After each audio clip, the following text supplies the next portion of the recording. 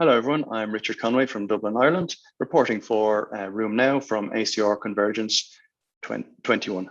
I'm here to talk to you today about poster number 1773, which was presented on Tuesday.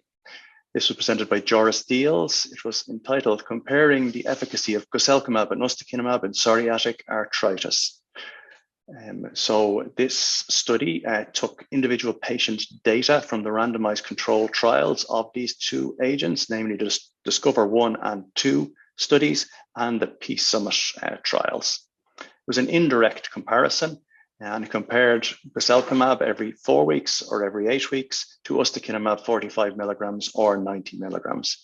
There was 1,367 patients included in this study.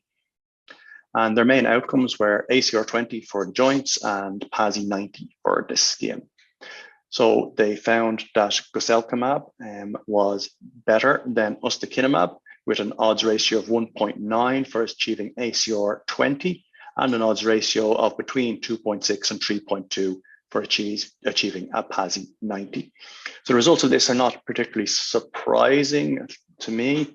I think we kind of knew that Ustekinumab was probably not as good a drug as a lot of our other biologic agents in psoriatic arthritis, whereas Guselkemab certainly is. And so I think the implications of this trial in and of itself are not surprising, perhaps not overly exciting.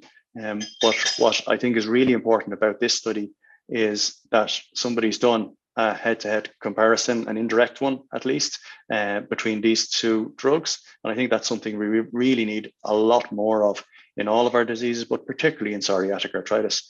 We have this plethora of agents available to us now, all of which have very similar efficacies when they've been compared to placebo and randomized controlled trials. But we don't really know which one to use in individual patients sitting in front of us.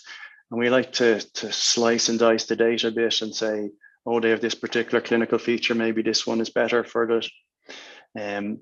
But these are really minimal differences that we're kind of extrapolating from the clinical trials.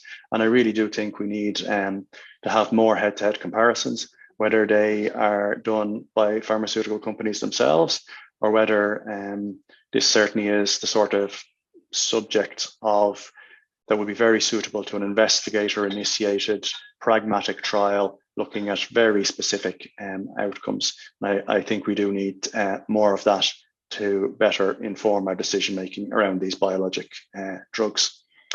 Log on to Room Now for more from ACR Convergence and follow me at Richard PA Conway on Twitter.